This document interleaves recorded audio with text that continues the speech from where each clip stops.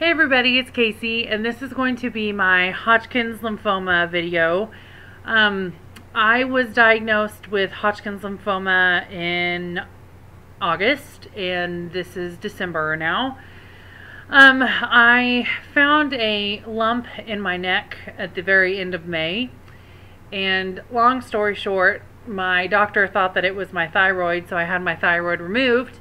But come to find out, after the thyroid was out, still had the lump in my neck. After 2 biopsies, my doctors found out that it was Hodgkin's lymphoma. The thyroid did not come out in vain because they did find a small tumor in there that was cancerous. So it was still good the thyroid came out, but kind of annoying how it all happened. If you want to hear more about that, watch my cancer story and I will go through all that with you. But this is specific to Hodgkin's lymphoma.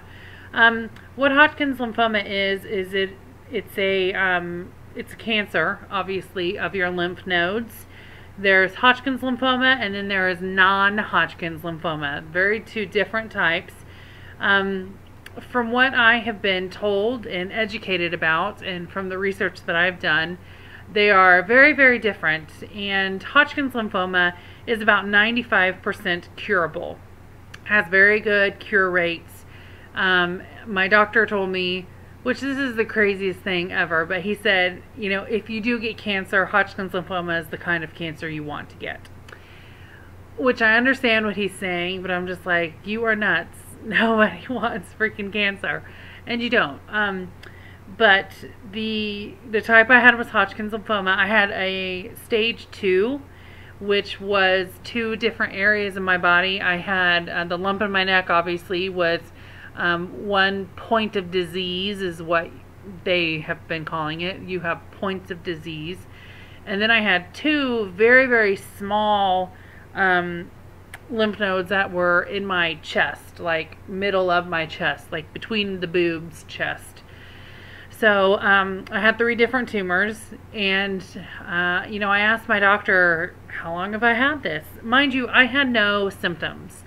Some of the symptoms of Hodgkin's lymphoma, number 1, your lymph nodes will swell or enlarge. That was the only symptom that I ever had, and it was just this one, and that was in my neck right there. But if you have night sweats, you can lose a lot of weight. Sometimes a cough that doesn't go away. Fatigue, crazy fatigue, you know. Again, I had none of these symptoms, and it could have just been because they found my cancer early. But some of the videos I've watched, I mean, these women, they were all women that I've watched, but oh, that sounded dirty. But these women lost like 100 pounds, you know, and I kind of joked with my doctor. I'm not a small woman, and I joked with my doctor. I was like, can we just let this go a little bit so I can lose a little bit of weight, you know? Which was a complete joke, but yeah, there were some crazy symptoms. I did not have any of them except for, you know, 1 lymph node in my neck swelling a little bit. That was the only symptom that I had. I actually had thyroid cancer at the same time and still had no symptoms. So that's actually probably the scariest thing out of everything I have gone through, is knowing that the only symptom I had was just, you know, a lymph node that's gotten a little big, which if you have a swollen lymph node, it could be lymphoma, or you could just have an infection in your body that your body's trying to get rid of. I mean, it is night and day, the differences of what that one thing could mean. So the most important thing is if you don't feel good, or if you found something that just doesn't feel right, just get it checked out. Could you get some bad news? Yes. Yes, you could. Could it be something that's nothing, that you just need to take an antibiotic, or, you know, maybe change your diet a little bit? Yeah, it could be. But the thing is you cannot fear what you don't know, because that could only set you up for just more and more pain and more drama later on. So go to the doctor, figure out what's going on, and don't be scared to get a second opinion. Don't apologize for wanting one either. The thing I have learned through all of this, which I have been very lucky to get a great doctor and to have had this addressed very quickly and promptly, But the thing I have learned is no one is responsible for your health but you. You are the sole person that is responsible for your health. So don't apologize for wanting to get more information. Don't apologize for asking questions. That is your job for yourself, because no one's going to do it for you. I have a wonderful doctor, but I still have to ask a lot of questions. I mean, he cannot answer everything for me without me asking, you know. So there's still stuff that even now going to talk to him, I'm still like, okay, so does this do this or that do that? Sometimes you feel a little embarrassed for asking questions, but you know, you shouldn't. So that's my rambling on that. But you know, take the bull by the horns when it comes to your health. That is the one thing I have learned.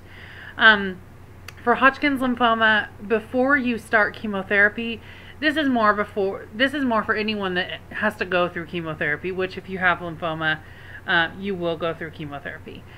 They will do tons of tests on you. I think I got 9 vials of blood taken the first day I went to see my cancer doctor. I mean, they were juicing me, you know. Because they're just testing you for all sorts of stuff. You have to go through a MUGA stand, M-U-G-A. They call it a MUGA scan. And what it is they will, it's a heart scan. They will make sure that your heart is strong enough for you to go through chemotherapy. You will go through a lung test. They're making sure that your lungs are strong enough to go through.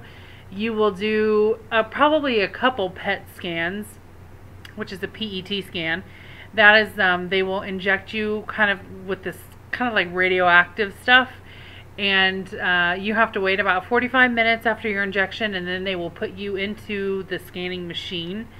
And the scan takes about 30 to 45 minutes on its own too. It takes kind of a while. You can't eat anything, by the way, which I was always so happy about. But you will have to get at least one of those. And the PET scan is actually what shows you where your cancer is or if you have it. So after a certain amount of time of your chemotherapy, you will get another PET scan, and they will be able to see if the chemotherapy has made your tumors or your cancer shrink or made it go away. So get used to that. The PET scan is like 2 CT scans put together. If you don't know what that still means, it's like 2 big machine donuts that are put together. And there's a hole in the middle, and you lay on a table, and they kind of slide you in and out of that hole. That was another kind of dirty reference. I apologize. But it does take about 45 minutes. And if you are claustrophobic or if you have issues with just laying down still for that long amount of time, they will give you some meds to calm you down. I don't, I actually can get a little claustrophobic, but I do a lot of positive self-talk, which sounds so cheesy, but I can keep myself calm whenever I go through it. And they're constantly moving you. They'll hold you still for a little bit, but you know, they'll put you in the machine, then you'll come out, and then you'll go in a little further, and then you'll move. So it's not like you're just sitting with this machine in your face for 45 minutes. You're not having to do that. So that does help. But you'll have to go through that a couple times.